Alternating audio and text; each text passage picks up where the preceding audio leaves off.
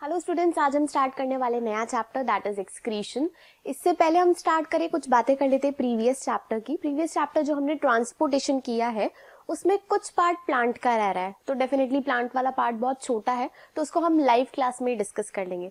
जब भी हमारी लाइव क्लास होगी, जो हमारी फर्स्ट लाइव क्लास होगी, उसमें आपके डाउट्स के साथ हम कुछ रिमेनिंग पार्ट कर लेंगे that will be related to transportation in plants.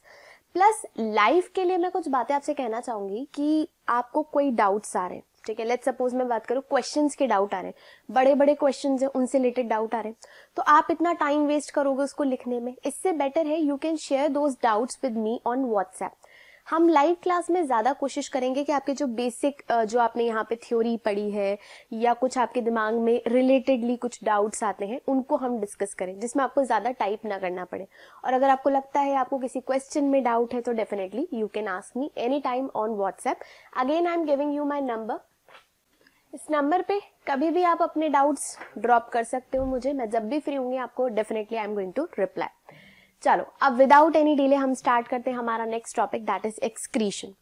पहली बात शुरू करते हैं बिल्कुल बेसिक से, एक्सक्रीशन का मतलब क्या होता है, क्योंकि सबसे पहला डाउट तो एक्सक्रीशन और इजेशन में ही होता है लोगों को। तो चलो पहला वो देखते हैं। चलो लेट्स स्टार्ट। पहली स्लाइड में आप देख रहे हो यहाँ पे दो चीजें बन रही हैं, एक तरफ बन रहा है एक्सक्रीशन लिख रहा है, एक तरफ लिख रहा है इजेशन, ठीक है। अब कोई कंफ्यूजन ना रहे तो मैंने उसके ऊपर इमेजेस भी लगा दी, क्या है वो कैसा है, ठीक। पहली बात हम स्टार्ट करते हैं इजेशन से। हमने एक टॉपिक पढ़ा था न्यूट्रिशन, याद करो पहला टॉपिक ही हमने न्यूट्रिशन पढ़ा था। इस न्यूट्रिशन के अंदर हमने पढ़ा था कि जितने भी होलोजोइक न्यूट्रिशन करने वाले ऑर्गेनिजम्स होते हैं, जैसे कि अपन, जिनमें ये 5 स्टेप होती हैं। पहली कौन सी थी? इंजेशन, फिर डाइजेशन, फिर एब्जॉर्प्शन एंड देन एसिमिलेशन, और फाइनली सारे कचरे का इजेशन।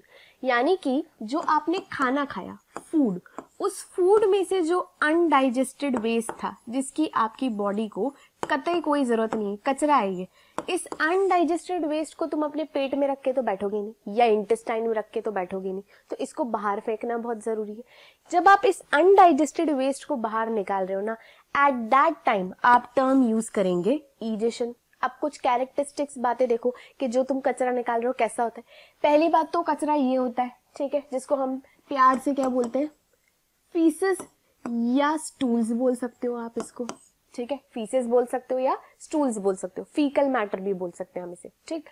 दूसरी बात, ये होता है सॉलिड, ठीक है, किसी को लूज मोशन ना हो तो ये सॉलिड ही होता है, ओके। फिर आगे आओ, इसके अंदर होता क्या है, जितना भी अनडाइजेस्टेड वेस्ट जो आपने कचरा खाया है, प्लस कुछ लेवर भी अपना कचरा ऐड कर देता है, जैसे तुम्हें याद हो बिलीवर्डिन, बिलीरुबिन, ये भी उसमें ऐड कर दिया जाता है। और अगर मैं इसका जनरल कलर देखूं, कलर इसका जनरल येलो होता है, ठीक है, जनरल कलर येलो होता है। अच्छा, एक और इंटरेस्टिंग बात है, आपकी बॉडी में क्या चल रहा है, आपकी बॉडी में कैसा अंदर इंटरनल मेटाबॉलिज्म चल रहा है, अगर आपको पता करना हो, सिर्फ नॉर्मल पता करना हो, तो फीकल मैटर एंड यूरिन बहुत बड़े चलते फिरते टेस्ट हैं आपकी बॉडी के, जो आपको बता सकते हैं आपकी बॉडी में क्या चल रहा है।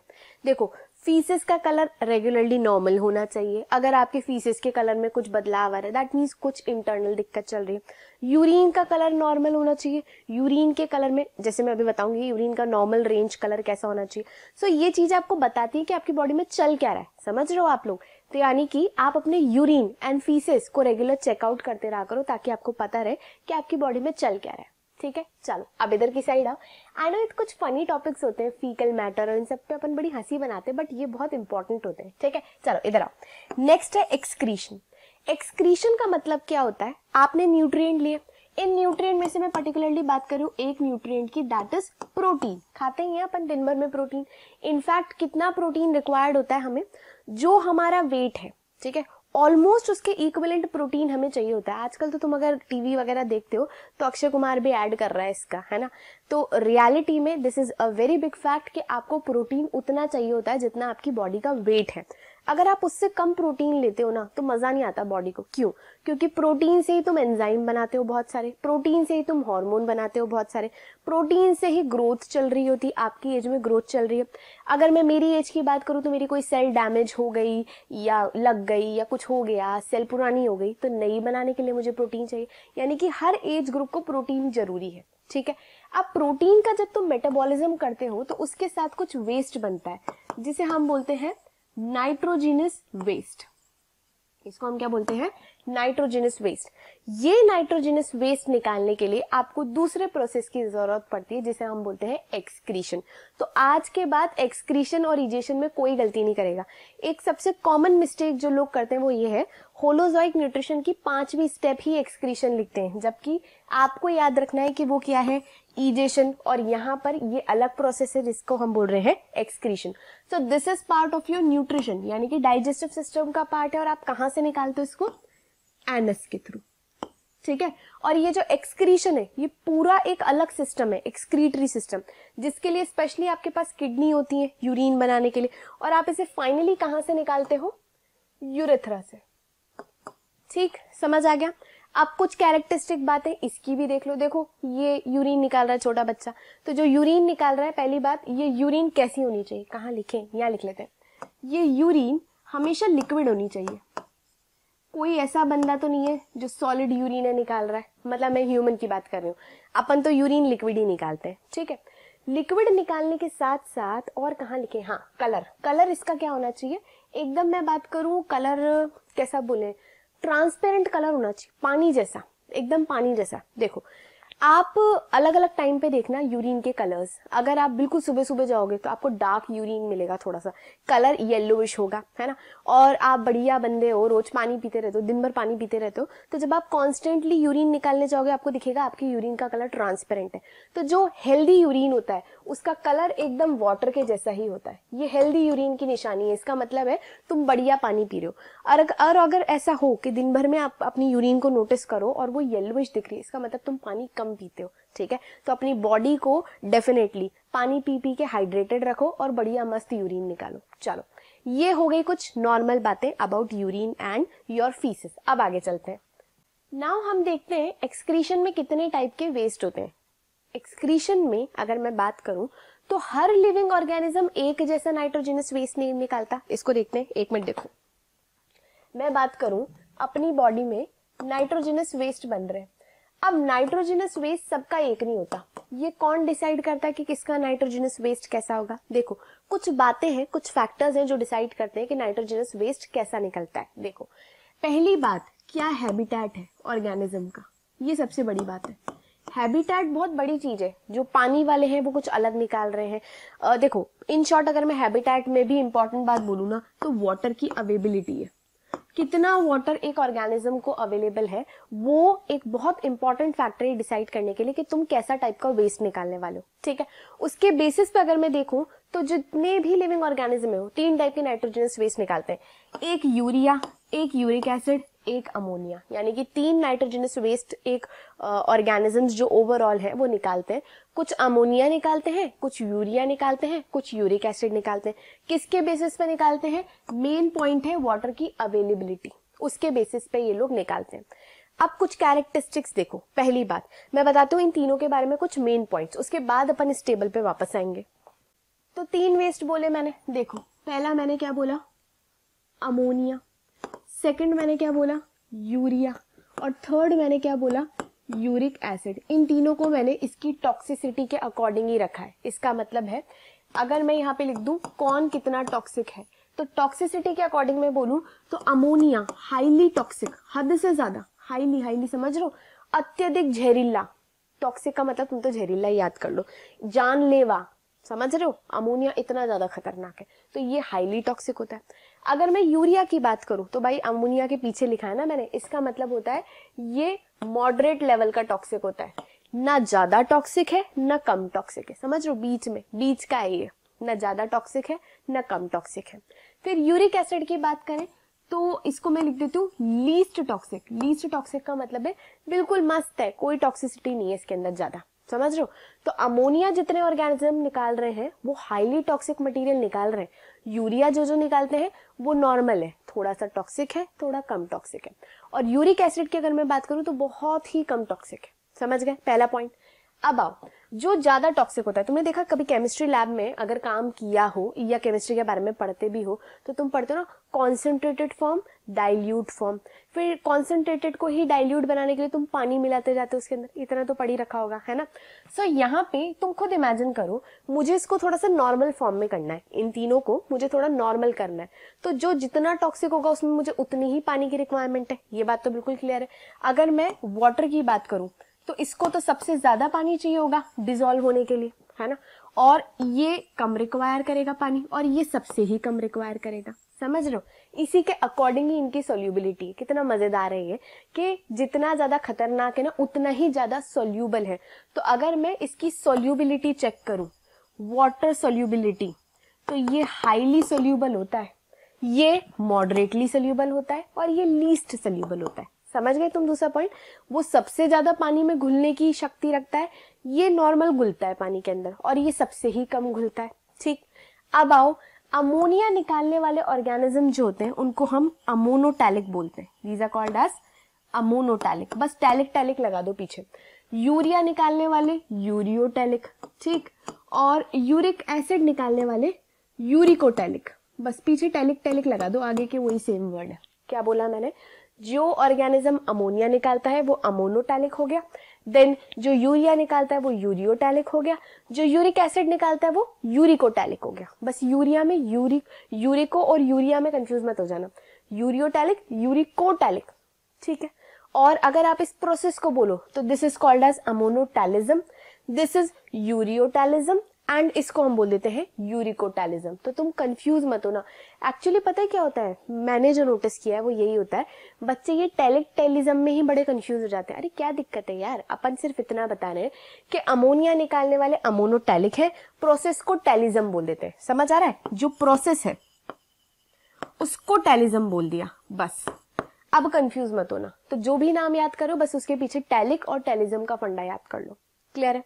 अब देखो, अमोनिया हाईली टॉक्सिक है और पानी में बहुत ज्यादा घुलने की शक्ति रखता है। तो तुम इसको ऐसे ऑर्गेनिजम्स को दे दो जिनके पास पानी की अवेलेबिलिटी बहुत है, जिनके पास भर भर के पानी आ रहा है। समझ रहे हो? अगर एक मैं पानी की अवेलेबिलिटी के अकॉर्डिंग बात करूं तो सबसे मस्त पानी किसको अवेलेबल होता है? मछलियों को। ये देखो, ये प्यारी प्यारी नन्ही मुन्नी मछलियां, ये रहती ही कहाँ पे?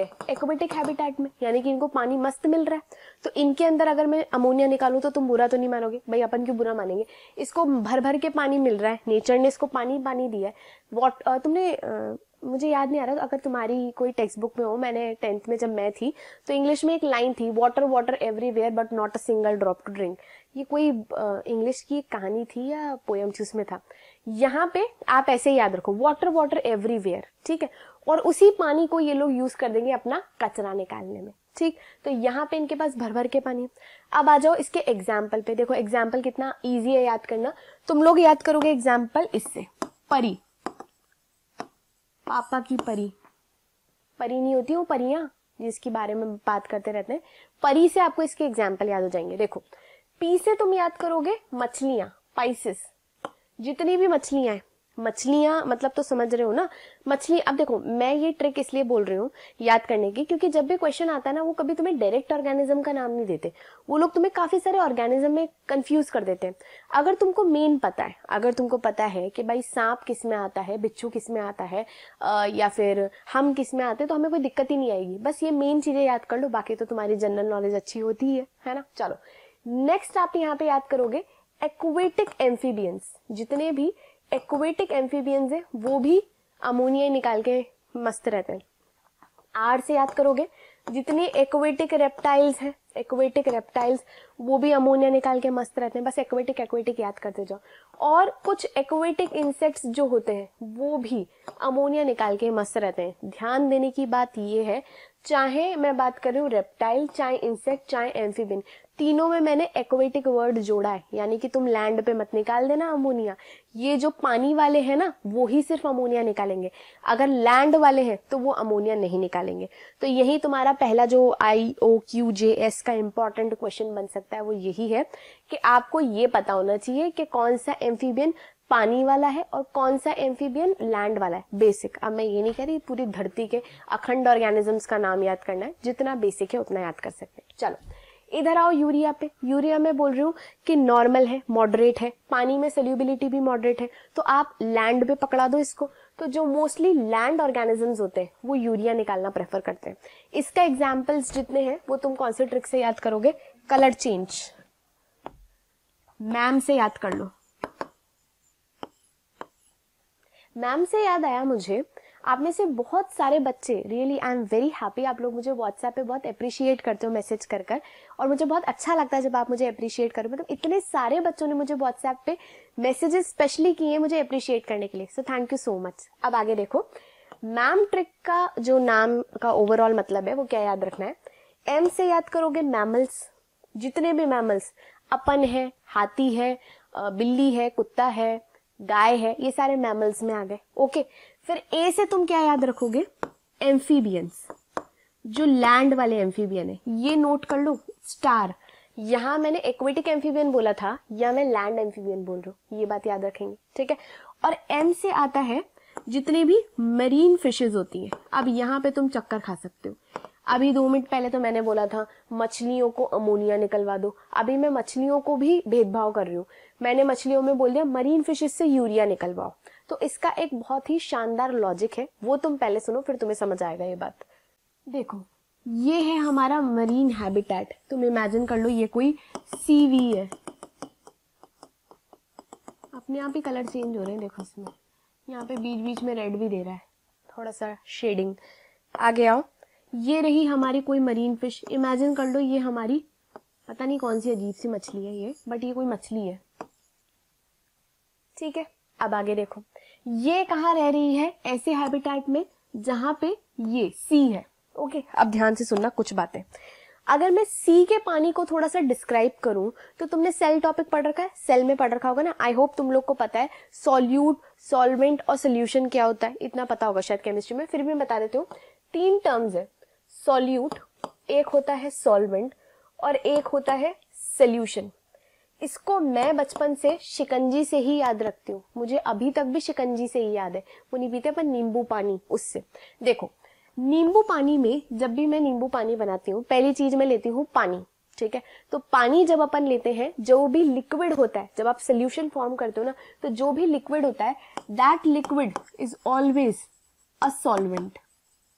तो आपका सॉल्वेंट क्या होता है? लिक्विड, जिसमें आप चीजों को डिसॉल्व, मतलब ऐसे तो नहीं करते हो, ऐसे करते हो, जिसमें आप डिसॉल्व करते हो, ऐसे तो कुछ और ही हो जाएगा, है ना, मतलब ये तो पता नहीं क्या चटनी बन रही है, इधर ऐसे आप ऐसे डिसॉल्व कर रहे हो, पानी के अंदर डिसॉल्व कर रहे हो, so this will act as your solvent. अब आओ सॉल्यूट, जो भी सॉलिड चीज तुम ऐड कर रहे हो, सॉलिड चीज क्या ऐड कर रहे हो? शिकंजी में शक्कर ऐड कर रहे हो, तो शुगर मेरे लिए क्या हो जाएगा? सॉल्यूट। समझे बच्चों? तो सॉल्यूट क्या है? जिसको तुम मिला रहे हो, सॉलिड चीज जो तुम मिला रहे हो, पानी जिसमें तुम डिसॉल्व कर रहे हो, दैट इज सॉल्वेंट। और इन सब को मिक्स करने के बाद, थोड़ा सा नींबू डालने के बाद तुम क्या बना लेते हो फाइनली? शिकंजी, जिसको हम सोल्यूशन बोलते हैं, जिसको अपन सोल्यूशन बोल रहे हैं, तो ये अपना बन गया सोल्यूशन। क्लियर है? अब इसी चीज को मैं इस एग्जाम्पल में क्यों लेकर आई, इसको तुम्हें समझना पड़ेगा, ध्यान से देखो वापस से। तो अब उसी चीज को अपन एग्जाम्पल में देख रहे हैं। ये रही आपकी वो मछली जो कि कहाँ पे रह रही है? ऐसे मरीन हैबिटेट में रह रही है, इसको अपन शार्क सा बना लेते हैं, अब तो लग रही है ये शार्क। ओके, अब देखो, बाहर का हैबिटेट जो सी वाटर अपन डिस्कस कर रहे हैं, सी वाटर कैसा सा होगा? डेफिनेटली मैं बात करूं तो यहाँ पे सॉल्ट ज्यादा होगा, काफी सॉल्टी होगा, in short you can say solute ज्यादा होगा, ठीक है। तो ये लो, थोड़ा सा अपन सॉल्ट ज्यादा बना लेते हैं, ये लो सॉल्यूट अपन ने ज्यादा बना लिया। अब मैं नॉर्मल कंडीशन की बात करूं तो यहाँ पे बाहर सॉल्यूट ज्यादा है कंपैरेटिवली, सॉल्वेंट में बहुत ज्यादा सॉल्यूट मिला हुआ है। तो ऐसा टाइप का मीडियम तुम फटाफट सोचो, हाइपोटोनिक होगा कि हाइपरटोनिक होगा इस मछली के कॉन्टेक्स्ट में? मैं मछली हूँ और मैं पानी में पड़ी हुई हूँ, है ना, और मेरे आसपास खूब सारा नमक है ना, तो मेरा जो मीडियम जो जिस मीडियम में मैं हूँ वो मीडियम मेरे लिए हाइपरटोनिक होगा कि हाइपोटोनिक होगा, ये तो बेसिक बायो है। तो यहाँ पे तुम याद करो, तुमने 3 टाइप के मीडियम पढ़ रखे होंगे, एक हाइपरटोनिक, एक हाइपोटोनिक और एक आइसोटोनिक पढ़ रखा होगा। आइसोटोनिक तो है बराबर बराबर, जो बाहर है वो अंदर है, ना तू ले ना मैं लू, ऐसा रिश्ता आइसोटोनिक होता है। हाइपरटोनिक में तुम कैसे याद करोगे, जैसे तुमको गुस्सा आता है, मुझे गुस्सा आ रहा है या तुम्हें गुस्सा आ रहा है, तुम क्या निकालते हो, गुस्सा निकालते हो ना, गुस्सा निकालते हो। सिमिलरली हाइपर, जैसे आप हाइपर होते हो तो गुस्सा निकालते हो ना। सिमिलरली सेल जब हाइपरटोनिक मीडियम में आती है ना तो वो अपना पानी निकालने लग जाती है, सारा पानी निकलने लग जाता है। तो हाइपरटोनिक मीडियम में सेल जो है वो पानी लूज कर देती है, लूज वाटर। ओके, फिर आओ हाइपोटोनिक में। हाइपोटोनिक में तुम ऐसे याद करोगे, हाइपो अपना ये जो मुंह, ये जो है चीक्स पोर्शन, उसमें हवा भर लो, पो, है ना, हाइपो, ऐसा फूल गया। सो हाइपोटोनिक मीडियम में जब भी तुम किसी सेल को पटकते हो वो अपने बाहर से पानी खींच खींच के अपने अंदर भरने लग जाता है, समझ रहे हो। हाइपरटोनिक में सेल पतली हो रही है, हाइपरटोनिक में से खींच खींच के मस्त मोटी हो रही है। सो हाइपोटोनिक में सेल जो है यहां से टेक्स वाटर। अब इसी सिचुएशन को तुम खुद दिमाग लगा के सोचोगे, यहाँ पे सिचुएशन क्या हो जाएगी। बेचारी मछली एक ऐसे मीडियम में है जहां पे खूब सारा नमक है, नमक क्या करेगा, जबरदस्ती हाइपरटोनिक मीडियम क्रिएट कर देगा। तो बाहर कैसा मीडियम क्रिएट हो जाएगा इस मछली के लिए, हाइपरटोनिक मीडियम। इस हाइपरटोनिक मीडियम के चलते बेचारी मछली से पानी निकलने लग जाएगा, ये पानी लूज करने लग जाएगी, ये लो पानी निकलने लग गया, क्या हुआ, वाटर लॉस हो गया। इस वाटर लॉस के चलते ये बेचारी मछली ऐसी सिचुएशन रही तो कुछ टाइम में ऐसी सी हो जाएगी, ये लो सारा पानी निकल गया और ये लो डेड, आई एम डेड। बेचारी देखो पानी निकाल निकाल के ऐसी हो जाती। अब भगवान ने कहा यार ऐसे तो मेरे बच्चे मर जाएंगे ऐसे सॉल्टी वाटर में, तो मुझे कुछ जुगाड़ करना चाहिए। सो यहाँ पर कुछ अरेंजमेंट हुआ है, कैसा देखो, ये लोग क्या बनाते हैं, इनका मैंने अभी तुम्हें बोला कि जितने मरीन ऑर्गेनिजम्स हैं, ये जो फिशेस वगैरह हैं, ये यूरिया निकाल रहे हैं। यूरिया, ये लो, ये मैंने इनकी बॉडी में क्या बना दिया, यूरिया।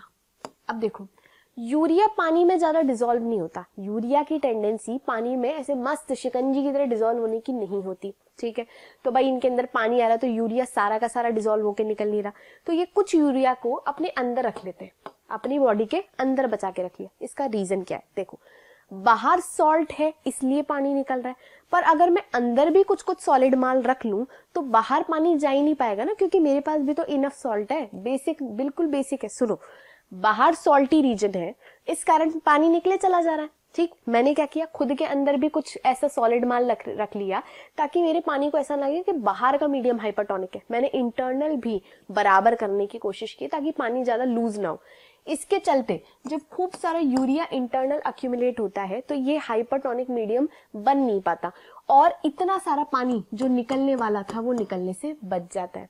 इस तरीके से ऐसे नमकीन पानी में भी खुद को जिंदा रखने के लिए इनने यूरिया बनाना ज्यादा प्रेफर किया।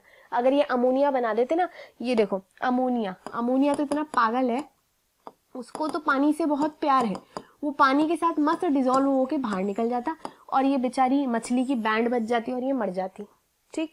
इसलिए मरीन फिशेस ने यूरिया को एज एन ऑप्शन अडॉप्ट किया इंस्टेड अमोनिया निकालने के। आई होप क्लियर है, इंपॉर्टेंट है। चलो नेक्स्ट पे चलते हैं। बस आ जाओ अब इस स्लाइड पे, मेन हो चुका है। देखो यही सब बातें अपन कर चुके हैं जो मैंने बताया, एज इट इज लिख रहा है। देखो most aquatic animal including many fishes. इधर देखो ये यूरिया पे मैमल वगैरह आ रहे हैं अपने। इधर देख लो यहाँ पे यूरिक एसिड में इंसेक्ट वगैरह आ रहे हैं। अच्छा यूरिक एसिड के मैंने एग्जाम्पल नहीं बताया, वो देख लो एक बार।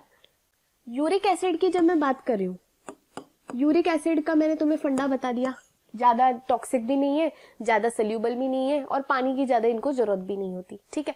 तो जितने भी वर्ड ने, तुम इमेजिन करो ना बेचारे नन्हे मुन्ने बर्ड्स वगैरह कहाँ दिन भर पानी इकट्ठा करके लेते रहेंगे, तो इन्होंने यूरिक एसिड निकालना ज्यादा अच्छा फील किया।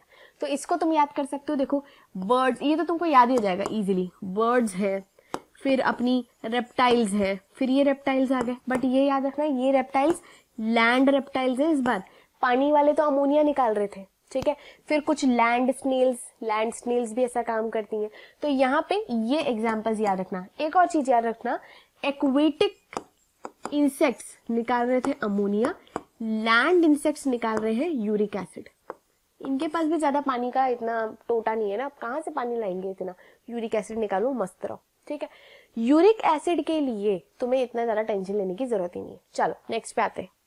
किसी ने अगर नोट डाउन नहीं किया है तो वो चाहे तो इसका स्क्रीनशॉट ले सकता है, उसको इजीली वही सेम बातें जो मैंने लिखी हैं वो यहाँ लिखी हुई हैं।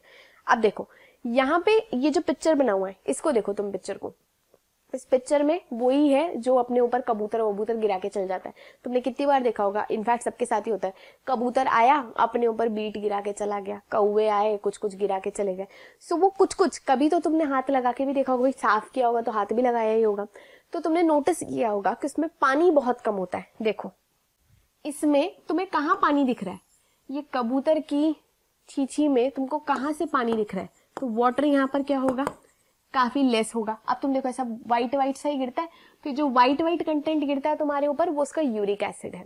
और उसमें कभी कभी काला काला सा भी दिखता है ना, कुछ कुछ काला सा ग्रीनिश सा, वो उसके फूड रेसिड्यू, वो मिक्स माल गिराता है तुम्हारे ऊपर, वो फीकल मैटर प्लस अपना ये जो एक्सक्रीशन इजेशन का मिक्स गिरा देता है तुम्हारे ऊपर, ठीक है, और उसे अपन फिर साफ करते हैं। सो ये गंदगी जो गिरती है उसके अंदर यूरिक एसिड होता है, ठीक है। चलो अब आगे चलते हैं। अब हम आते हैं ह्यूमन एक्सक्रीटरी सिस्टम पे। देखो ह्यूमन एक्सक्रीटरी सिस्टम की अगर मैं बात करूं तो पहले मुझे पता होनी चाहिए कि मेरे पास कौन कौन से ऑर्गन है ह्यूमन एक्सक्रीटरी सिस्टम में।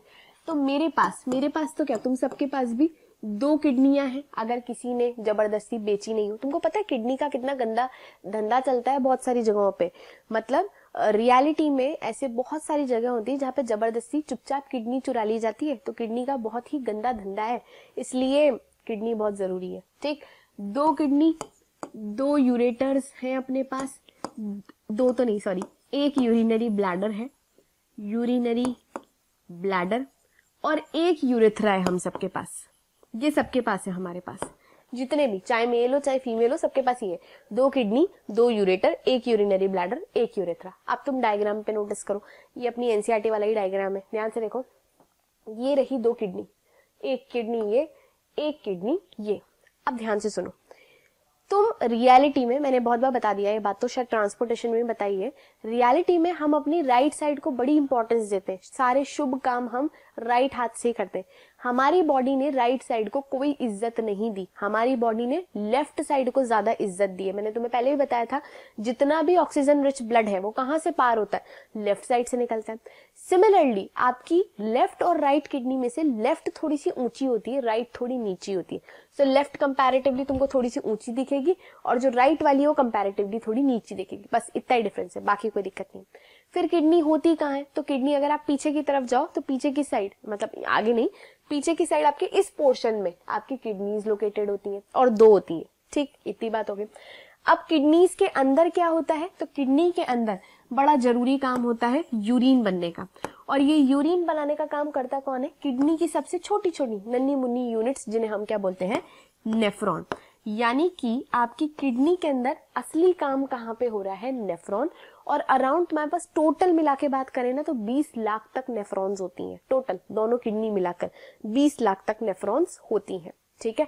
अब आओ आगे की बात पे, इस किडनी को मैं और भी डिटेल में समझाऊंगी, बट अभी आओ नेक्स्ट। ये तुमको निकलता हुआ दिख रहा है, ये देखो नेक्स्ट, ये 2 पाइप निकलते हुए दिख रहे हैं अपन को, ये देखो ये दोनों पाइप अपनी किडनी से निकल रहे हैं। इन दोनों पाइप्स को हम क्या बोलते हैं, यूरेटर्स, ओके। आगे आओ, नीचे दोनों के दोनों एक थैले जैसे स्ट्रक्चर में जाके खुल रहे हैं, देखो दोनों के दोनों एक बैग लाइक स्ट्रक्चर में खुल रहे हैं, इसी बैग को हम बोल देते हैं यूरिनरी ब्लैडर, जो हम सबके पास एक है। और फाइनली नीचे देखो, ये देखो फाइनल ओपनिंग इस तरीके से खुल गई, इसी को हम बोल देते हैं यूरेथ्रा। तो ये एक बेसिक है।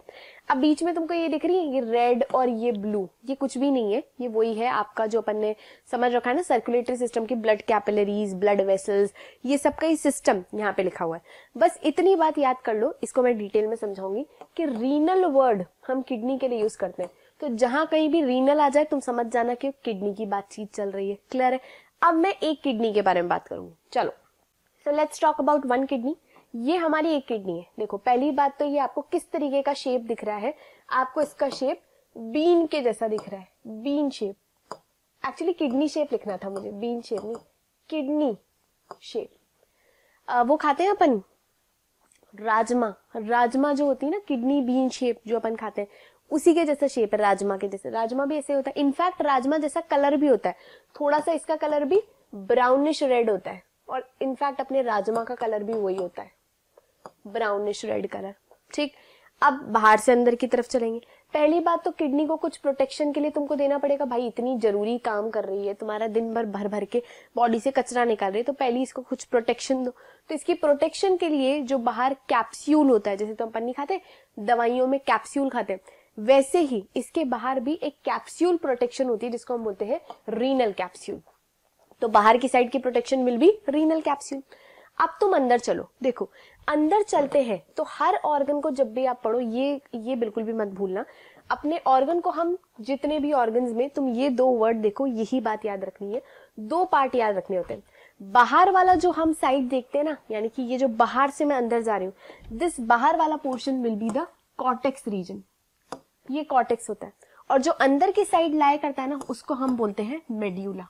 इन शॉर्ट ऐसा कई जगहों पे आप पढ़ोगे, ऐसा ऑर्गन डिस्ट्रीब्यूशन कई जगहों पे मिलेगा तुमको, तो कंफ्यूज मत होना, फिक्स है। जो ऑर्गन है उसका बाहर वाला side will be the cortex part, और जो अंदर की तरफ वाला पार्ट होगा that will be the medulla part. यहाँ पे भी यही है, बाहर वाला पार्ट कॉर्टेक्स है, अंदर की तरफ वाला पार्ट मेड्यूला है। तो अब नेक्स्ट लेबलिंग देखो, देखो यहाँ पे लिख रहा है कॉर्टेक्स, तो ये जो ग्रीन ग्रीन दिख रहा है, सॉरी ग्रीन नहीं, I am so sorry, pink colour का जो तुम्हें दिख रहा है, ये दिख रहा है लाइट पिंक कलर, ये सारा पार्ट अपना कौन सा पार्ट है, हमारा कॉर्टेक्स रीजन। ठीक है, अब मेड्यूला कहाँ है यहाँ पे, तो यहाँ पे मेड्यूला नॉर्मल ऐसे ऐसे सीधा सीधा नहीं है, मेड्यूला ने कुछ कोन्स बना लिए, जैसे अपन आइसक्रीम के कोन्स खाते हैं ना, ये अपन सॉफ्टी के कोन्स ऐसे से ही होते हैं अपने, अपन ने अगर सॉफ्टी वगैरह खाई हो तो ऐसे सॉफ्टी के कोन्स जैसे स्ट्रक्चर बना दिए। ये देखो, ये बोर्ड बड़ा जादुई है, अपने आप पे कलर चेंज कर लेता है। देखो ये सारे जो बने हैं ना, ये 1 2 3 4 5 ये जो मैंने बनाए, ये सारे मेड्यूला ने पिरामिड्स बना लिए। इन पिरामिड्स को हम बोलते हैं medullary pyramids, these are called as medullary pyramids. ठीक, चलो आगे चलते हैं। मेड्यूलरी पिरामिड्स को अगर तुम इधर देखोगे, ये देखो, ये रहे मेड्यूलरी पिरामिड।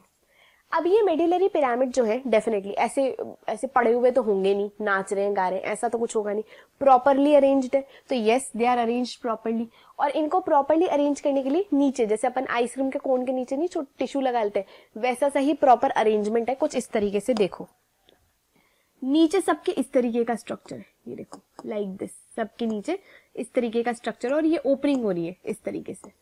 ये जो ओपनिंग्स हो रही है ना, इसको तुम इस डायग्राम में ध्यान से देखोगे तो इजीली समझ आएगा। देखो पहला ये बन रहा, कलर चेंज करते हैं, रुको, ये देखो पहला ये बन रहा, फिर इस तरीके से हो गया, फिर इस तरीके से, इस तरीके से, ये आपके स्ट्रक्चर बन रहे हैं, देखा तुमको। अब ध्यान से सुनो, ये जो छोटा वाला कोन बन रहा है ना नीचे, ये छोटा वाला कोन, बड़े डर जाते हैं बच्चे, माइनर कैलिक्स मेजर कैलिक्स लिखा हुआ होता है, तो एक तो पहले मतलब ना अपन जब अच्छी लेवल की बुक्स पढ़ते हैं वहां पे ऐसी डिटेल्स आ जाती हैं, माइनर कैलिक्स मेजर कैलिक्स, तो कुछ भी नहीं है। ये जो छोटा एरिया बन रहा है ना, this will be the minor calyx, minor calyx. और ये सबको मिला के ये जो थोड़ा बड़ा गुलदस्ता जैसा बन रहा है, छोटे छोटे माइनर कैलिक्स, बड़ा बन जाए तो इसी को अपन बोल देते हैं मेजर कैलिक्स। समझ आ गया? तो तुम डरोगे नहीं, कैलिक्स वर्ड का मतलब ऐसा कुछ खतरनाक नहीं है, जस्ट मेडुलरी पिरामिड के नीचे वाले छोटे छोटे माइनर कैलिक्स, और जो बड़ा बन गया वो मेजर कैलिक्स। ठीक है, ऐसा ही सब जगह पे हो रहा है। देखो ये भी माइनर कैलिक्स फिर माइनर कैलिक्स, और ये पूरे बड़े को हमने बोल दिया मेजर कैलिक्स। ओके, अब माइनर और मेजर से तुम थोड़ा और अंदर इधर की साइड आओ, इस वाले एरिया को, ये वाला जहां पे सारे माइनर मेजर आके खुल गए finally, this is called as renal pelvis. इस एरिया को हम बोल देते हैं रीनल पेल्विस। ठीक, रीनल पेल्विस फाइनली अब बाहर की तरफ ओपन करने वाला है। तो फाइनली ये जो पॉइंट है जहां पर ये सब कुछ ओपन होने वाला है, this point it is called as hilum. This particular point is called as hilum. अब हाइलम में कुछ चीजें अंदर जाएंगी, हाइलम के थ्रू, हाइलम एक रास्ता है, यहां से कुछ चीजें अंदर जाएंगी और यहां से कुछ चीजें बाहर आएंगी। अब क्या अंदर क्या बाहर हो रहा है वो देखो। हाइलम से, जैसे ये हाइलम है, ये मेरा ये वाला एरिया है, यहां से सिंपल सी बात है आर्टरी को अंदर आना है भाई, सिंपल बात है, आर्टरी अंदर आएगी तो ये, अरे ये ब्लैक कैसे हो गया, अंदर की साइड जो आएगी वो रीनल आर्टरी होगी, जो स्पेशली आर्टरी किडनी को अपना प्यार दिखाने आई है, किडनी को ऑक्सीजन देने आई है, उसका नाम रख दिया रीनल आर्टरी। प्लस नर्व्स वगैरह है ना, नर्व्स भी आएंगी से, तो ये अंदर एंट्री मारती है। तो ये अंदर एंट्री पॉइंट्स, ये इस पॉइंट से ये दोनों अंदर एंटर करती है। दो चीजें यहाँ से बाहर भी जाती हैं, क्या क्या देखो। पहली चीज जो बाहर जाएगी वो तो आपकी रीनल वेन है, जो ब्लड लेके जाएगी किडनी से। प्लस यूरेटर, जो दो निकल रहे थे ना, ये पाइप लाइक, ये इस तरीके से यूरेटर निकलेगा। तो ये नेक्स्ट चीज जो बाहर निकलेगी दैट विल बी यूरेटर। तो दो चीजें अंदर एंट्री मार रही हैं, दो चीजें यहाँ से एग्जिट मार रही हैं। ठीक, अब आगे चलते हैं। किडनी का स्ट्रक्चर क्लियर है अपन को, बहुत सिंपल सा स्ट्रक्चर है। अब किडनी को थोड़ा और डिटेल में देखते हैं, मतलब किडनी को तो देख लिया, सॉरी एक्सक्रीटरी सिस्टम को और देख लेते हैं एक बार। अब नेक्स्ट पार्ट क्या है, जब आपने किडनी पढ़ लिया तो किडनी से नेक्स्ट पार्ट क्या निकल रहा है, यूरेटर। यूरेटर क्या है, पाइप जैसा स्ट्रक्चर है जो कि किडनी को कहां से कनेक्ट कर रहा है, इस यूरिनरी ब्लैडर से। तो यूरेटर का काम क्या होता है, it's a pipe like structure which connect kidney to the urinary bladder. और इसका काम क्या है, जो भी यूरिन किडनी में बन रहा है उसको यहां से ऐसे कलेक्ट करके यहां लाके डाल देना ताकि इधर भर जाए। ओके, यूरेटर में इतना याद करना है। अब आ जाओ यूरिनरी ब्लैडर में। नेक्स्ट अपन देखते हैं यूरिनरी ब्लैडर। ये रहा हमारा यूरिनरी ब्लैडर, दोनों साइड से यूरेटर आ रही है कुछ इस तरीके से, और यूरेटर आकर ऐसे यूरिन गिर रही है। यहाँ पे यूरिन गिरता जा रहा है, यूरिन यहाँ पे बढ़ता जा रहा है। ये लो, यूरिन अपने आप ही बढ़ता चला जा रहा है। ओके, अब देखो यूरिनरी ब्लैडर ने पहला काम क्या किया, स्टोर्स यूरिन। ये क्या करता है, यूरिन को स्टोर करता है। पहली चीज यूरिन को स्टोर करता जाता है। ओके, आगे देखो, यूरिन स्टोर कर रहा है तो भाई इसमें कुछ तो एबिलिटी होगी, कुछ तो बैग जैसी एबिलिटी होगी। तो यस एग्जैक्टली इट हैव, ये स्ट्रेचेबल होता है, इंपॉर्टेंट, दिस इज स्ट्रेचेबल, मस्त इलास्टिक की तरह, जैसे अपने पजामे में इलास्टिक होती है ना, वैसा ही मस्त स्ट्रेच कर सकता है ये। ऐसी स्ट्रेचेबिलिटी क्यों है इसके अंदर, इसकी दो रीजन है। पहली बात देखो, इंटरनल साइड यहाँ पे, इंटरनली यहाँ पे इसके पास स्पेशल टिश्यू होती है। इस टिश्यू को हम बोलते हैं, अगर तुमने टिश्यू चैप्टर पढ़ा हो तो ट्रांजिशनल एपिथेलियम। ट्रांजिशनल एपिथेलियम के कारण इसके अंदर मस्त इलास्टिसिटी आ जाती है। तो पहला चीज ट्रांजिशनल एपिथेलियम है इंटरनल साइड, जिसके कारण ये इलास्टिसिटी आ पा रही है। प्लस इसके पास एक मस्त सी मसल्स है, देखो ये मस्त मसल्स इधर की साइड है, ये इधर की साइड, इस एरिया में इसके पास मस्त सी मसल्स है। और वो जो मस्त सी, अरे ये कलर अपने आप चेंज हो गया, जस्ट अ सेकेंड। ये मस्त मसल सारी रेड से बन रही थी, ग्रीन अपने आप हो गया बीच में। ये जो रेड से मैंने जो मस्त मसल्स बनाई है, दीज आर डेट्रियूसर मसल। डेट्रियूसर नाम की मसल है जो इसको इलास्टिसिटी प्रोवाइड करती है। तो दो बातें याद रखो, transitional epithelium and detrusor muscle together ये इसको स्ट्रेच करवाने में हेल्प करती है, ताकि आप मस्त यूरिन भरते जाओ भरते जाओ। अब कितना यूरिन भर सकते हो तुम, ये भी याद रखो। ऐसा देखा जाए ना तो आपकी स्ट्रेचेबिलिटी काफी बढ़िया होती है।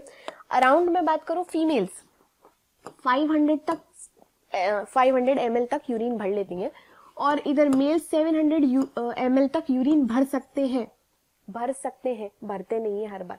आपको हर थोड़ी थोड़ी देर में यूरिन निकालने का मन करने लग जाता है।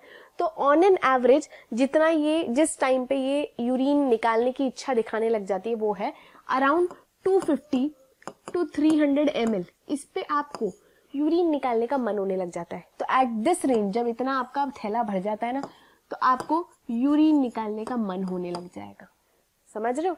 तो मैंने तुम्हें बता दिया कि वो तो एक्सट्रीम में इतना ज्यादा भरता है, रोज नहीं भर भर के बैठा रहता।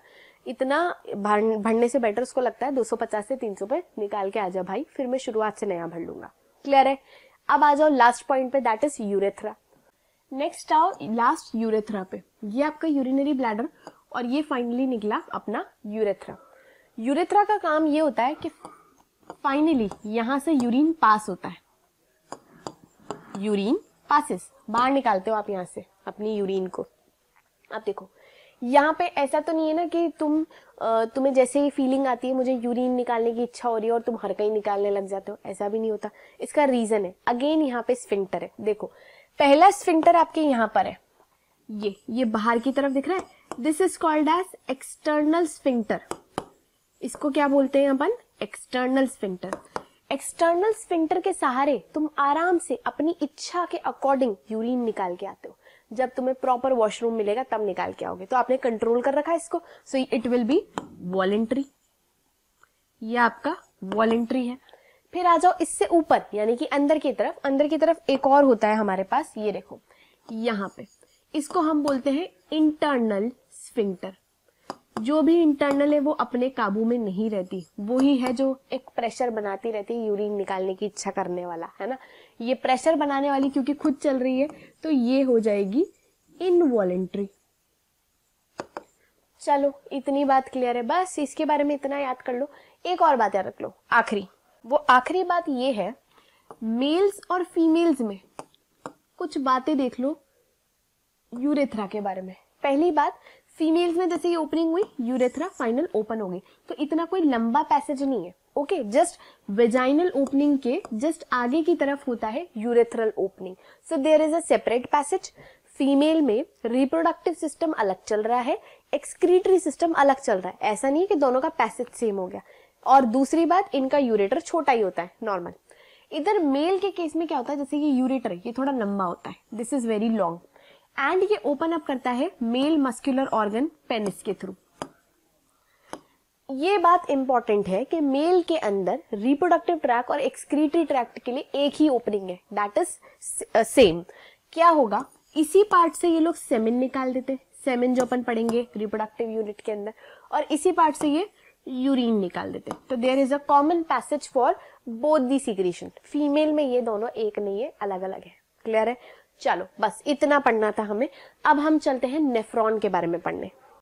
नाउ सी, अब हमें स्टार्ट करना है नेफ्रॉन का स्ट्रक्चर पढ़ना। ये है नेफ्रॉन का स्ट्रक्चर जो हमें बहुत ही खतरनाक लगता है, और ये है उसके बारे में कुछ डिटेल। इस स्ट्रक्चर को देखने से पहले एक काम करो, हम खुद स्ट्रक्चर बनाते हैं, वो बहुत इजी रहेगा। चलो लेट्स स्टार्ट। पहला स्ट्रक्चर जहां से मैं शुरू कर रही हूं, ये है ये कप शेप स्ट्रक्चर। ये रहा वो कप शेप स्ट्रक्चर, ठीक है। आप लोगों को पता ही है, इस कप लाइक स्ट्रक्चर को हम क्या बोलते हैं, Bowman's capsule. This is called as Bowman's capsule, ठीक है। अब आगे देखना चाहोगे पहले कि पीछे? चलो आगे चल लेते हैं, पहले अपन आगे समझा लेते हैं। आगे मैंने आपको बता दिया कि किडनी के अंदर आर्टरी आ रही है, रीनल आर्टरी आ रही है और रीनल वेन जा रही है। तो उसी बात को याद करो, मैंने बताया था रीनल आर्टरी आ रही है, रीनल वेन जा रही है। तो ये रही आपकी किडनी, ये रही अपनी किडनी। इस किडनी के अंदर ये आई अपनी रीनल आर्टरी।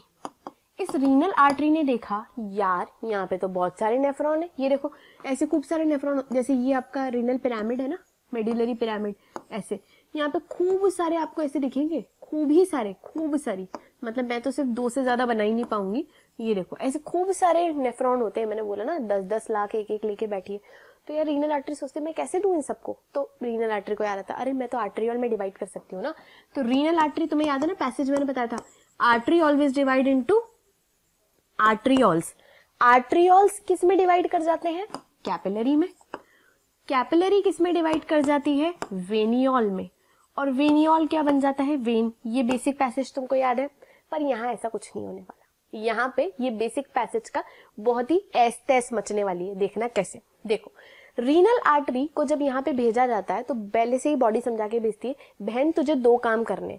रीनल आर्टरी एक तो तुम्हें ऑक्सीजन सप्लाई करके आनी है, एक तो हमारी होनहार किडनियों को ऑक्सीजन संभलवा के आओ, तुम ऑक्सीजन दे के आओ ताकि वो भी अपना एनर्जी का बनाना कर ले।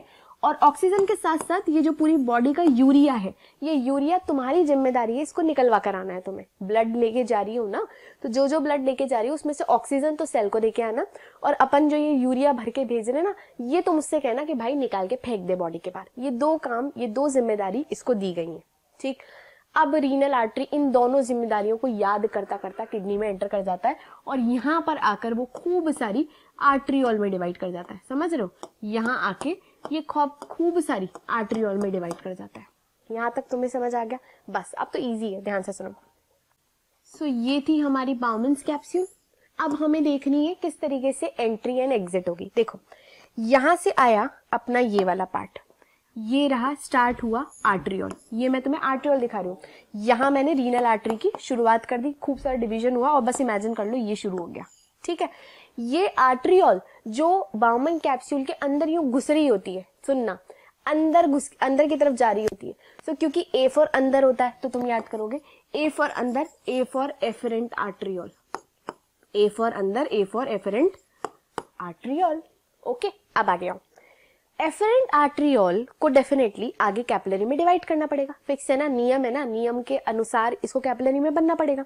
तो एज इट इज बिल्कुल सेम नियम को फॉलो करते हुए एफरेंट आर्टरी खूब सारी कैपिलरी में डिवाइड हो जाती है, कुछ इस तरीके से। ये लो, ये रही तुम्हारी खूब सारी कैपिलरीज।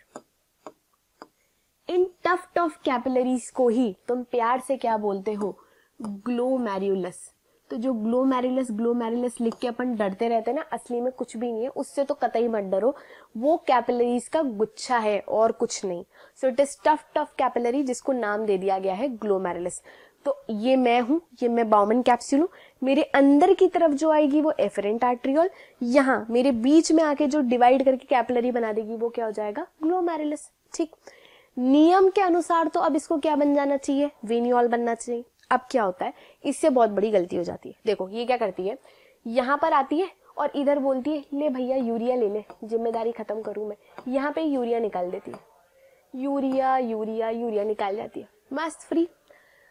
अब इसको याद आता है मैंने यार यूरिया तो निकाल दिया, पर ये नेफ्रॉन तो बड़ी लंबी है, मुझे इसको ऑक्सीजन कैसे दूं यार। मतलब अभी तुम देखोगे मैं पीछे पूरी नेफ्रॉन बनाऊंगी, तुमको खुद को फील होगा नेफ्रॉन बड़ी लंबी है, तो ये बेचारी इतनी सी जगह से कैसे ऑक्सीजन दे देती। तो उसने बोला यार मुझे कैसे तैसे करके ऑक्सीजन तो देनी है, तो I need to plan something.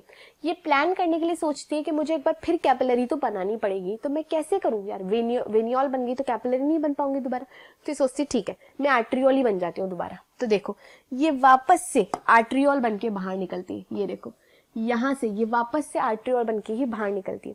क्योंकि ये बाउमन कैप्सूल के इस ये बीच के कुएं से निकलती हुई बाहर जा रही है, एग्जिट कर रही है, इसलिए इसका नाम क्या है, इफेरेंट आर्ट्रियोल।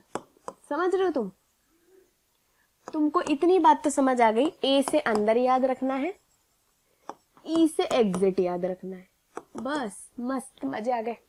अब मत भूल जाना प्लीज, ये आधे बच्चों को तो यही कंफ्यूजन रहता है, एफरेंट अंदर जा रही है कि इफरेंट अंदर जा रही है। अरे समझो ना यार, ए से अंदर एफरेंट अंदर जा रही है, ई से एग्जिट इफरेंट बाहर जा रही है।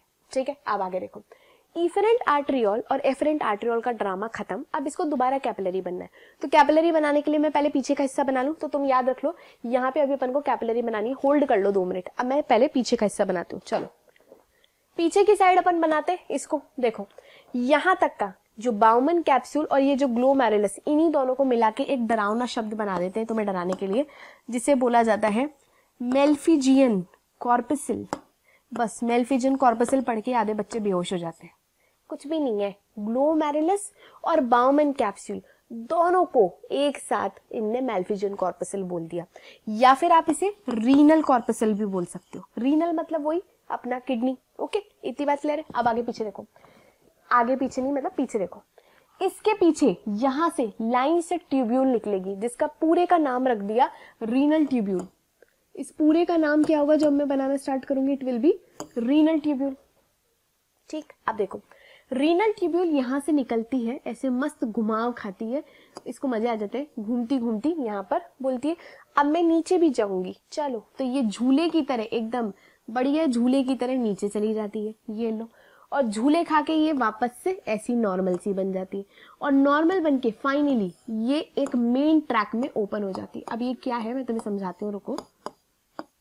देखो क्या हुआ है, बाउमन कैप्सूल से यहां से इस पॉइंट तक पूरा रीनल ट्यूब्यूल ही कहलाता है। इन रीनल ट्यूब्यूल के कुछ एरियाज बन गए और इन एरियाज के नाम है। पहला एरिया ये वाला क्या कहलाता है, देखो this is called as PCT. क्या कहलाता है, PCT, proximal convoluted tubule, proximal convoluted tubule. देखो प्यारे बच्चों, प्रॉक्सिमल पास, बाउमन कैप्सूल के पास, तुम पास आए, बाउमन कैप्सूल के जस्ट पास, तुम पास, कौन दिख रहा है तुमको, पीसीटी।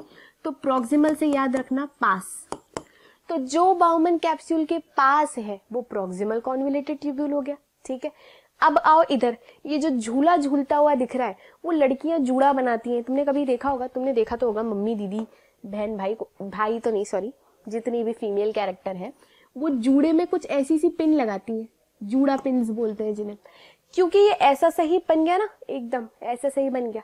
तो इस जूड़े पिन का नाम है, इस जूड़े पिन का क्या नाम है, यहाँ लिखते हैं, लो इसको लिखा जाए यहाँ पे, इसे हम बोलते हैं loop of Henle, hairpin like structure, loop of Henle, झूले जैसा, इसको पकड़ के कोई बच्चा झूल भी सकता है आराम से।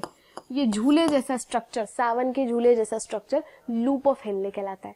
ठीक, आगे देखो, यहां तक झूला खत्म, इसके आगे दूसरा पार्ट स्टार्ट हो गया। इस दूसरे पार्ट का नाम है, इससे लिखते हैं, इसको यहां से यहां तक का एरिया तुम याद रखोगे डीसीटी। डीसीटी का फुल फॉर्म क्या होता है, distal convoluted tubule. Convoluted tubule में बार बार नहीं लिख रही, डिस्टल कॉन्वुलेटेड ट्यूब्यूल। आप कैसे याद करोगे, प्रॉक्सिमल क्या, बाउमन कैप्सूल के पास तो क्या था, पीसीटी। बाउमन कैप्सूल के धूर कौन है, टीसीटी। डीसीटी तुम याद रखोगे धूर, जो बाउमन कैप्सूल से धूर है, दूरियां भी है जरूरी, तो जो धूर है वो डीसीटी है और जो पास है वो प्रॉक्सिमल है। बस इतना याद कर लो। अब आ जाओ लास्ट में, फाइनली डीसीटी ओपन अप कर जाती है मेन ट्रैक में, और इस मेन ट्रैक को हम बोल देते हैं कलेक्टिंग डक्ट। ये याद कर लो, this is the collecting duct. और इस कलेक्टिंग डक्ट में सिर्फ ये एक नहीं, ऐसी अनेकों, समझ रहे हो, ऐसी खूब सारी, ये भी एक नेफ्रॉन का पार्ट है, ये भी एक नेफ्रॉन का पार्ट है, ये भी खूब सारी अलग अलग नेफ्रॉन लाके अपना सारा यूरिन डाल देती है कलेक्टिंग डक्ट में, और फिर कलेक्टिंग डक्ट नीचे जाता जाता नीचे जाता जाता नीचे जाता जाता है और आगे खुल जाता है। समझ गए। So collecting duct collects urine from multiple nephrons, it is not just for this nephron, अलग अलग नेफ्रॉन्स इसी तरीके से घुमावदार स्ट्रक्चर। ऐसा तुम सेम स्ट्रक्चर ना इधर इमेजिन कर लो, आगे फिर इधर इमेजिन कर लो, फिर इधर इमेजिन कर लो, फिर इधर इमेजिन कर लो, लाइक दैट। क्लियर है ये स्ट्रक्चर। अब आ जाओ कैपिलरी पे। ये कैपिलरी फॉर्म करनी थी इसको, बस अब देख लो फटाफट। ये कैपिलरी वापस इस तरीके से फॉर्म हो जाती है, देखो यहां से आई, ये आगे बढ़ी और इसने आगे जाकर इस पूरी को कवर करना है, तो ये लो कुछ इस तरीके से इसने कवर कर लिया, इधर भी कुछ इस तरीके से इसने कवर कर लिया। मस्त, तुम किसी भी डायरेक्शन में घुमा दो कोई दिक्कत नहीं है। ये लो इस तरीके से कवर कर लिया, कुछ इस तरीके से कवर कर लिया, और बस फाइनली अब निकाल दो, यहां से इसको निकाल दो। ये बन गई आपकी पहले वेनियोल कलेक्ट हुआ के, और ये लो फाइनली बन गई रीनल वेन। आई होप इसके बाद किसी को नेफ्रॉन के स्ट्रक्चर में कोई दिक्कत नहीं आएगी। ठीक है, क्लियर है। बस यही स्ट्रक्चर बन रहा है यहाँ पर, ये सेम स्ट्रक्चर बन रहा है जिससे अपन डरते रहते हैं, ये सेम स्ट्रक्चर है। अब तुम अगर इसका स्क्रीनशॉट लेके इसको जूम करके देखोगे ना, तुम्हें किसी बात में कोई दिक्कत नहीं आएगी। क्लियर है। अब बस ये दो वर्ड्स तुम्हें समझ नहीं आएंगे जो अभी 1 मिनट बाद समझ आ जाएंगे। इधर देखो, इधर की साइड भी देख लो, जो लिखा हुआ कंटेंट है, लिखा हुआ कंटेंट भी वही है जो मैंने बोला। ठीक है, take a screenshot of this. अब हम चलते हैं आगे। ये सेम जो मैंने बताया उसके लिए एक और डायग्राम है, देख लो यही दिखा रहा है, एफरेंट आर्ट्रियोल, इफरेंट, और ये सब ये वही सेम बात है, बार बार भी देख सकते हैं अपन, है ना। तो इसका भी स्क्रीनशॉट ले लो अगर जूम करके देखने की इच्छा है। चलो अब नेक्स्ट पे चलते हैं। अब देखो, नेफ्रॉन 2 टाइप के होते हैं, ये इंपॉर्टेंट है। अपने पास 2 टाइप की नेफ्रॉन्स होती हैं। देखो ये मेरा मेडिलरी पिरामिड है, ठीक, ये देखो फिक्स है, ये बाउमन कैप्सूल है, ये पीसीटी है, इसका जिसका थोड़ा सा ये लूप ऑफ हेनले अंदर डिप कर रहा है, फिर ये डीसीटी, और फिर तो कलेक्टिंग डक्ट आई जाएगी। ऐसी नेफ्रॉन जिसका लूप ऑफ हेनले थोड़ा सा मेड्यूला में डिप कर रहा है, मेन सब कुछ कॉर्टेक्स में, ये और ये, यानी कि बाउमन कैप्सूल, पीसीटी, डीसीटी तीनों कॉर्टेक्स में है, बट लूप ऑफ हेनले मजे मजे में थोड़ा सा मेड्यूला में अंदर डिप करता है, थोड़ा सा, ओनली लेस। ये हो गई आपकी एक टाइप की नेफ्रॉन। देखो लिखा भी हुआ है, इस टाइप के नेफ्रॉन को हम बोलते हैं कॉर्टिकल नेफ्रॉन, जो कॉर्टेक्स से ज्यादा प्यार करती है और कॉर्टेक्स में ही रहना पसंद करती है, इसको हम बोल देते हैं कॉर्टिकल नेफ्रॉन। ऐसी टोटल आपके पास 85% नेफ्रॉन कॉर्टिकल नेफ्रॉन्स ही होती है। ठीक है। दूसरे केस में क्या होता है, दूसरे का थोड़ा सा सिचुएशन इससे अलग है। ये रही डीसीटी, ये रही बाउमन कैप्सूल, ये रहा इसका पीसीटी, और इसका लूप ऑफ हेनले ज्यादा ही डिप मार जाता है, जरूरत से ज्यादा, इसको ज्यादा ही मजा आ जाता है, डिप मारता जाता है, मजा आ रहा है, मजा आ रहा है, मजा आ रहा है, और नीचे चलो और नीचे चलो, और मस्त डिप मार के ऊपर आता है। तो इसने खूब ज्यादा ही लंबा झूला काट लिया इधर, तो क्योंकि ये मेड्यूला के अंदर सी ही पूरी जा गई, तो इसको नाम दे दिया जक्स्टा मेडुलरी नेफ्रॉन। नाम दिख नहीं रहा होगा, मैं यहाँ लिख देती हूँ, जक्स्टा मेड्युलरी नेफ्रॉन। अब तुम सोच रहे होंगे ये जक्स्टा वर्ड क्या आ गया, कुछ भी नहीं है, देखो नाम अपना काम बोलता है यहाँ पे। तो देखो मेड्युलरी वर्ड का मतलब तो तुम्हें समझ ही आ गया कि मेड्यूला के अंदर, जक्स्टा का मतलब होता है पास, तो मेड्यूला के पास अंदर जाता हुआ कौन है, जक्स्टा मेडुलरी नेफ्रॉन। ऐसी टोटल कितनी नेफ्रॉन्स है अपने पास, 15%। समझ आ गया दो टाइप की नेफ्रॉन्स। चलो आगे चलते हैं। Now let's start with the next topic, that is urine formation. किस तरीके से होता है, तो देखो कुछ स्टेप्स होती है यूरिन फॉर्मेशन की। पहली स्टेप होती है फिल्ट्रेशन, जिसको हम बोलते हैं अल्ट्रा फिल्ट्रेशन। तो पहली स्टेप अपन क्या पढ़ रहे हैं, पढ़ेंगे मतलब अल्ट्रा फिल्ट्रेशन। नेक्स्ट स्टेप क्या होगा, ट्यूबुलर रीएब्जॉर्प्शन। ये देखो ये रहा ट्यूब्यूलर रीएब्जॉर्प्शन। तीसरा स्टेप जो अपन पढ़ेंगे that will B tubular secretion. ये 3 स्टेप हमें पढ़ने मेनली यूरिन फॉर्मेशन में, इनको एक एक करके पढ़ेंगे। देखो यहां से शुरू हो रहा है, देखो कुछ बातें यहाँ देख लो, तुम्हें समझ आ जाएगा। एक्चुअली में क्या होता है, मैंने तुम्हें बताया था रीनल आर्टरी को 2 जिम्मेदारी दी जाती है, एक तो क्या देना ऑक्सीजन, और दूसरा क्या देना यूरिया। तो ये यूरिया देने वाली जिम्मेदारी पूरा करना शुरू करता है। देखो दिस इज योर अंदर आने वाली एफेरेंट आर्ट्रियोल, ये ब्लड लेके आती है, ये देखो यहाँ पे ग्लोमेरुलस तक डिवाइड हो गई, ग्लोमेरुलस से यहाँ पे खूब सारा यूरिया डाल देती है। ठीक है, अभी मैं शॉर्ट में बता रही हूँ, फिर बाद में डिटेल में बताती हूँ। ये यूरिया डाल दिया, यूरिया डालने के बाद ये घूमती हुई वापस से निकल गई, क्या बन गई, इफेरेंट आर्ट्रियोल। इफेरेंट आर्ट्रियोल में ब्लड आगे जा रहा है, और ये क्या बन गया, पेरिट्यूबुलर कैपिलरी। पेरिट्यूबुलर कैपिलरी जब रन करी, ऐसा तुम्हारे साथ कई बार होता होगा ना, तुम बाजार से मार्केट से कुछ सामान ले आते होंगे और रास्ते में चलते चलते याद आता होगा, ओ शिट मैं वो लाना तो भूल ही गया, ओ शिट मैं वो लाना तो भूल ही गई। ऐसे सेम ब्लड के साथ भी होता है, ब्लड ने यहाँ पे यूरिया दे दिया और वो मस्त आगे बढ़ने लगा, चलो अब तो मुझे बस ऑक्सीजन ही देना है। आगे जाते जाते यहाँ पे इसको याद आया कि इसकी मम्मी ने कहा था भाई यूरिया के साथ साथ ऑक्सीजन भी दिया ना, ठीक है। अब इसको याद आता है कि इसने यूरिया के साथ बहुत सारा काम का सामान दे दिया। एक्चुअली में यही होता है, जब ब्लड यहाँ पे अपना यूरिया निकालने आता है ना, तो यूरिया के साथ बहुत सारा एक्स्ट्रा माल दे जाता है, प्लस वेरी इंपॉर्टेंट पार्ट खूब सारा दे जाता है। वो इंपॉर्टेंट पार्ट क्या है वो अभी तुम जान जाओगे। खूब इंपॉर्टेंट पार्ट फ्री में देके चल जाता है। यहाँ आते आते इसको लगता है यार गलती हो गई भाई, मैंने तो यूरिया के साथ साथ खूब सारा माल दे दिया, अब अगर मैं वापस इसी तरीके से ऊपर चला गया तो मैं बहुत बुरा वाला पिटूंगा, ठीक है। इसको याद आता है कि मैं पिटूंगा, तो इसकी प्रॉब्लम सॉल्व करने के लिए ये पीसीटी से कहता है भाई भाई प्लीज हेल्प कर यार, प्लीज हेल्प कर, पीसीटी प्लीज हेल्प कर। पीसीटी कहती है डोंट वरी मैं हूँ। पीसीटी कहती है कि यूरिया और कुछ कचरे को छोड़ के जितना भी काम का तेरा सामान है, हम सारी रीनल ट्यूब्यूल बहनें तेरी हेल्प करेंगी, तू टेंशन मत ले। तो PCT, loop of Henley and DCT, ये तीनों मिलाके जो गलतियां ब्लड करके गया है, जो कचरा यहाँ पे कचरे के साथ साथ काम का सामान डाल के चला गया, उन सबको री एब्जॉर्ब करने में हेल्प करती है। क्योंकि ये वापस से एब्जॉर्ब कर रही है, पहली बार नहीं दोबारा री एब्जॉर्ब कर रही है, इसलिए इसको नाम दे दिया गया री एब्जॉर्प्शन। क्लियर है, सेकेंड स्टेप समझ आ गई तुमको। अब तीसरी स्टेप पे याद हो, ये ब्लड बहुत ही बेवकूफ बच्चा है। ऐसा बहुत सारी बार होता है यार, अपने साथ भी होता ही है। हम जाते हैं, हम कई बार रास्ते में भूल जाते हैं चीजें, ऐसा सेम इस ब्लड के साथ हो रहा है। पर ये ब्लड थोड़ा ज्यादा ही बेवकूफ है। पहले तो काम का सामान भी डाल आता है, तो ये अपने ये दोस्तों से पीसीटी, डीसीटी और लूप ऑफ हेनले से रिक्वेस्ट करके हाथ जोड़ के पाँव पड़ के काम का सामान तो ले लेता है। इसको याद आता है यार मैं काम का सामान तो दिया है पर थोड़ा सा कचरा लेकर आ गया गलती से। ऐसा कई बार होता है, ब्लड जब यहाँ तक आ चुका होता है ना, इसके पास फिर भी कुछ कचरा आ जाता है। ये देखो अब इसको आखिरी ऑप्शन है, यहीं के यहीं फ्री हो गया तो ठीक है, वरना ऊपर जाके तो कूटेगा ये।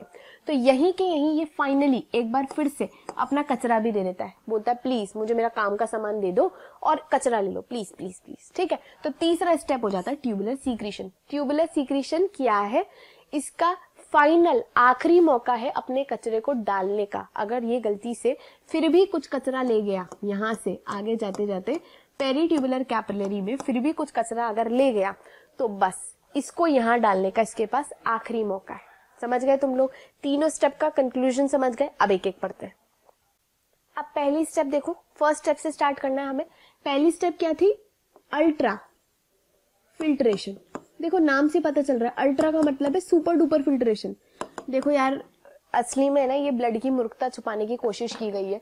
अल्ट्रा फिल्ट्रेशन ना इसकी इज्जत बचाने के लिए दिया है। असली में तो मेरे मन में तो यही आता है, मूर्खता भरा फिल्ट्रेशन, जिसमें ब्लड कचरे के साथ साथ अपने काम के सामान भी लुटा कर आ जाता है। इतना बेवकूफ है ब्लड। ठीक, तो कैसे होता है देखो, ये रहा तुम्हारा बाउमन कैप्सूल, ये रहा तुम्हारा बाउमन कैप्सूल, और यहाँ क्या बन गया आपका बीच में? ग्लोमेरुलस। तो देखो ये हुआ, ये एफरेंट आर्ट्रियोल अंदर आया, ये इधर एफरेंट आर्ट्रियोल अंदर आया, और अंदर आके ये लो, इसने बना दिया ग्लोमेरुलस। ये लो, यहाँ बन गया glomerulus which is tuft of capillary, और उधर जाते जाते वापस से इसको क्या बन जाना है? Efferent arteriole. ये लो, इधर से बन गया इफेरेंट आर्ट्रियोल। ठीक है, so this is your afferent arteriole and this is your efferent arteriole. अब ध्यान से सुनना, यहां से ब्लड अंदर एंटर किया, ब्लड के पास सब कुछ है। ब्लड कॉम्पोजिशन तुम पहले पढ़ चुके हो मेरे साथ। ब्लड में तुमने पढ़ लिया था, बहुत सारी चीजें हैं, फुल मनमान चीजें हैं। 55% प्लाज्मा है, 45% ब्लड सेल है। अब ध्यान से सुनना, यहाँ पे इस एरिया में ग्लोमेरुलस और बाउमन कैप्सूल के एरिया में इस तरीके से छेदीले स्ट्रक्चर्स होते हैं, जिनको अभी अब मैं दिखाऊंगी। छेदीले स्ट्रक्चर का मतलब समझो, एकदम चाय छानने वाली छन्नी जैसा स्ट्रक्चर है। ये जो स्ट्रक्चर है वो एकदम चाय छानने वाली छन्नी जैसा है। ब्लड जैसे ही यहाँ पर आएगा ना, वो अपने आप जो साइज के अकॉर्डिंग निकलता जाएगा। देखो यहाँ पे साइज का जो रिस्ट्रिक्शन है वो ये है, जिसका साइज हद से ज्यादा है ना वो यहीं पे रह जाएगा, और जिसका साइज छोटा है वो वहां निकल जाएगा। देखो अब तुमको पता है ब्लड में साइज बड़े साइज वाले कौन बंदे हैं। देखो जो बड़ी साइज वाले बंदे हैं ब्लड में वो कौन कौन है? एक तो अपने वो फॉर्म्ड एलिमेंट्स, तो तुमको याद ही, अरे यार फॉर्म्ड एलिमेंट्स, ये लो आरबीसी, डब्ल्यूबीसी, प्लेटलेट, ये सारे बड़े बड़े लोग हैं, है ना, ऐसी बड़ी बड़ी साइज लेके बैठे ही निकल ही नहीं पा रहे आगे। और दूसरे अपने वो प्रोटीन, याद है तुमको कुछ प्रोटीन्स अपन ने पढ़े थे, उनका साइज भी बहुत बड़ा है, एल्ब्यूमिन, फाइब्रिनोजिन, ये सब नहीं निकल पाते। तो इन बेचारों की बड़ी दिक्कत है। तो कुछ इस तरीके से उनकी दिक्कत देखो, यहाँ पे ये बेचारे रह गए, रो रहे हैं यहाँ पर, हमें भी जाना है, हमें भी जाना है उधर। ये कौन है? ये सारे यही है, ये रहा आरबीसी आपका, ये रहा डब्ल्यूबीसी, ये रहा प्लेटलेट, और ये रहे आपके प्रोटीन। ये चारों बेचारे लोगों को छोड़ के सब उधर निकल जाते हैं, सारे सब ऐसे खुशी खुशी जाते हैं वहां पे। तो कौन कौन उधर चल जाता है देखो। अब तुम याद करो, बच्चा ही क्या यार, अब तो सब कुछ ही बच गया। ये रहा पानी, ये हुर्रे हम तो इधर आ गए, ये देखो इसको देख के खुश हो रहा है। ये कौन है? पानी। पानी के साथ साथ और कौन कौन आ जाता है? ये सॉल्ट्स वगैरह, जितने तुम्हारे एक्स्ट्रा सॉल्ट्स है, ये लो सॉल्ट्स आ गया। सॉल्ट्स के साथ साथ कौन है? तुम लोग अमाइनो एसिड्स आ गए, ये लो, ये रहे अपने अमाइनो एसिड्स, ये लो, ओके। और ये रहा अपना यूरिया। यही दुखी है क्योंकि अल्टीमेटली यही बापड़ा, ये तो रो रहा है, ये तो रो ही रहा है यार, मेरे को फेंक दोगे तुम सब तो वापस चले जाओगे। Urea, okay. इस तरीके से अब तुम सारा याद कर लो। तुमने प्लाज्मा पढ़ा है मेरे साथ, तुमने ब्लड सेल्स पढ़ी है, तो मैंने बता दिया ब्लड सेल्स यहाँ पे छूट गई, बाकी सब उधर पार हो गए, सब पार हो गए क्योंकि सबका साइज छोटा था। देखो इसमें साइज का फायदा हो गया इन छोटे लोगों को। क्या हुआ? ये तो ये साइज से निकल रहे थे, ये आरबीसी तो फंस गया छेद में, अरे बचाओ बचाओ, इसको खींच लेते हैं पीछे, ठीक। आरबीसी के साथ डब्ल्यूबीसी, प्लेटलेट और ये प्रोटीन, इन सबका साइज इतना बड़ा है कि ये बेचारे साइज के मारे यहीं दब जाते हैं, यहीं रह जाते हैं, ये नहीं जा पाते। और बाकी सबका साइज छोटा है, वो फ्री इतना खुश हो के यहाँ से जाते हैं कि तुम्हें क्या बताऊं। ये देखो यहाँ से खुश हो के चल गए, ओके। अब इन बेवकूफों को ये नहीं पता कि यार तुम्हारा काम क्या था वहां पे, तुम क्यों क्या करने गए हो वहां पर, क्योंकि तुमको थोड़ी ना यूरिन के साथ भेजना है। तो ये सारे के सारे उधर कूद गए, क्योंकि आप नोटिस करो आपके ब्लड का कितना परसेंट वहां चला गया। इतना सारा परसेंट जाने के कारण ही इस स्टेप को अल्ट्रा फिल्ट्रेशन कहा जाता है। I hope I am clear with this topic. Ultra filtration नाम क्यों दिया? क्योंकि इतना बेहतरीन तरीके से सब कुछ पास ऑन हो रहा है ना, इसलिए इसको अल्ट्रा फिल्ट्रेशन दे दिया। अब अल्ट्रा फिल्ट्रेशन कौन करवा रहा है ये बात देख लो। देखो यहां मैं शुरू करती हूँ इससे पहले, ये है अपना ग्लोमेरुलस। ग्लोमेरुलस में तुमको पता है अंदर की तरफ क्या होगा? सेल्स होंगी। I already told you once, कौन से क्लास में बताया था मुझे भी याद नहीं आ रहा अब तो, पर मैंने तुमको बताया था कि जब भी आप अपनी ब्लड वेसल्स के अंदर की सेल्स देखोगे ना, तो it will be lined by simple squamous epithelium, और यहाँ पे उस सिंपल स्क्वामस एपिथेलियम को हम बोलते हैं एंडोथीलियम। ठीक है, उसको हम एंडोथीलियम बोलते हैं। तो ये रही वो एंडोथीलियम, ये तो तुमको पता ही है, वैसे ही इजीली पास ऑन देती है। ये रूल है, जहां जहां स्क्वामस एपिथेलियम या एपिथेलियम होगी उसके नीचे क्या होगा हमेशा, बेसमेंट मेम्ब्रेन। तो ये बना लो तुम अपनी बेसमेंट मेम्ब्रेन, ये लो। तो ये तो हो गई आपका पहला सिंपल स्क्वामस, ये हो गया दूसरा आपका बेसमेंट मेम्ब्रेन। मतलब तुम देख रहे हो कितनी डिजाइनदार लेकर आता है ये बोर्ड, रंगीन चीज है। अब आ जाओ तीसरे पे। तीसरा है अपना ग्लोमेरुलस के बाद बाउमन कैप्सूल। ये शुरू हो गया हमारा बाउमन कैप्सूल, ये लो, यहां से मैंने शुरू कर दिया अपना बाउमन कैप्सूल। बाउमन कैप्सूल में सेल्स बड़ी ही मॉडिफाइड है, शानदार मॉडिफाइड है। किस तरीके से, देखो यहाँ पे सेल्स इस तरीके से, यहाँ की जो अंदर की सेल्स है ना, वो इस तरीके का स्ट्रक्चर बना के बैठी होती है, कुछ इस तरीके का, लाइक दिस। ये देखो, ये जो सेल्स दिख रही है तुमको, जिनके छोटे छोटे पांव जैसे स्ट्रक्चर दिख रहे हैं, these cells are called as podocytes. These cells are called as podocytes. Podocytes क्या है, क्या है, बाउमन कैप्सूल के इधर की साइड जो स्पेशल सेल्स है, जिनके से पांव निकले हुए हैं, उन्हीं को पोडोसाइट्स बोलते हैं। और इनके बीच में तुम्हें ये जो छेद दिख रहे हैं, ये बीच बीच में, these are called as slit pores. ये हो गई आपकी तीसरी, 1, 2 and 3। ये तीनों मिलके जिम्मेदार हैं अल्ट्रा फिल्ट्रेशन के, यानी कि तुम समझ लो कोई एक फिल्टर डी है, कोई एक फिल्टर नहीं है, फिर उसके बावजूद इतने सारे के सारे यहाँ से निकल गए। तो यहाँ पे ये तो सब फैसिलिटेट कर रहे हैं निकलना, इसलिए इसको बोल देते हैं अल्ट्रा फिल्ट्रेशन। अब इसी चीज को तुम डायग्राम में देख लो, देखो इस डायग्राम को देखो, देखो ये बन रहा है एंडोथीलियम अपना, ये बन रहा है अपना बेसमेंट मेम्ब्रेन, और ये देखो इस तरीके की पोडोसाइट्स बन रही है। क्लियर है? I hope I am very clear, ये पॉइंट तुम्हें बिल्कुल क्लियर है। अब हम चलते हैं नेक्स्ट पॉइंट पे, आ जाओ। देखो अब जो मैं पॉइंट बता रही हूँ उसमें तुम्हें वैल्यूज याद नहीं करनी, बस इतना बता रही हूँ। यहां से जो आपका जितना भी ब्लड का पार्ट यहाँ जा रहा है ना, उसका एक प्रेशर होता है, समझ रहे हो, एक प्रेशर के कारण जाता है। जो ओवरऑल फिल्टर हो रहा है, ये बात सुनना है, जो ओवरऑल फिल्टर हो रहा है उसको हम बोलते हैं glomerular filtration rate. Glomerular filtration rate, जिसको हम प्यार से GFR बोलते हैं। ग्लोमेरुलर फिल्ट्रेशन रेट अगर मैं आपकी बताऊं तो 1 मिनट में आपकी सारी किडनी मिला के 125 ml पर मिनट फिल्टर कर लेती है। वापस सुनो, ब्लड में से जो सारा पार्ट इधर बाउमन कैप्सूल में आ गया उसको हम क्या बोल देते हैं, फिल्ट्रेट। क्योंकि ये सारा फिल्ट्रेट कहां से आया है, ब्लड उधर ग्लोमेरुलस से आया है। तो ओवरऑल कितना फिल्ट्रेट आ रहा है, अगर मैं टोटल करूं कितना फिल्ट्रेट आ रहा है, तो आपकी दोनों किडनियां मिलाकर 1 मिनट में 125 ml फिल्ट्रेट बना लेती हैं। तुम समझ रहे हो, ब्लड का इतना सारा माल चुरा लेती हैं इधर की साइड। ठीक है, so this is your GFR। समझ आ गया तुमको, कितना ब्लड में से कितना माल चुराकर 1 मिनट में किडनी फिल्ट्रेट बना रही है, that is called as glomerular filtration rate, which is 125 ml per minute. अगर आपके पूरे दिन का फिल्टर पूरा टोटल करें तो कितना होता है, 180 लीटर पर डे। 180 लीटर प्रतिदिन तुम टोटल फिल्ट्रेट बनाते हो। मतलब इमेजिन करो, अगर तुम इतना का इतना फिल्ट्रेट निकालते, इमेजिन करो आप दिन भर में कितना बार यूरिन निकालते हो। तो अराउंड आप बहुत ज्यादा पानी पी रहे हो तो 1 to 2 लीटर यूरिन निकाल देते हो। 1 to 2 भी मैं बोल रही हूँ जो बहुत ही पानी पीते रहते हैं। 1.5 लीटर तक मान लो, 1.5 लीटर तक यूरिन आप रोज पूरा दिन में निकाल लेते हो। पर आपकी बॉडी ने, ये जो किडनीज है, उन्होंने 180 लीटर पर डे बनाया है। इमेजिन करो अगर तुम 180 लीटर पर डे के हिसाब से यूरिन निकालते ना, तो दिन भर तुम वॉशरूम में बैठे होते। सब सारे जितने भी लिविंग ऑर्गेनिज्म है ना, सब वॉशरूम में बैठते। सबकी जिंदगी वॉशरूम से चलती, मतलब हमारे आगे पीछे ना चलते फिरते वॉशरूम लगे हुए होते ताकि हम चल सके। समझो, इतना यूरिन बहाते अपन। तुम डिफरेंस देखो, यहाँ 180 लीटर है और यहाँ 1.5 लीटर है। तो बाकी सबका होता क्या है, तो बाकी सबके लिए जो नेक्स्ट स्टेप है दैट इज ट्यूबुलर रीएब्जॉर्प्शन। अब वापस पॉइंट पे आओ, मैंने तुमको पहले भी बताया था ये बात कि काम का माल ब्लड जो है बाय मिस्टेक यूरिया के साथ इधर डाल जाता है। वो सारे मूर्ख बच्चे याद आए तुमको? कौन कौन थे वो मूर्ख बच्चे?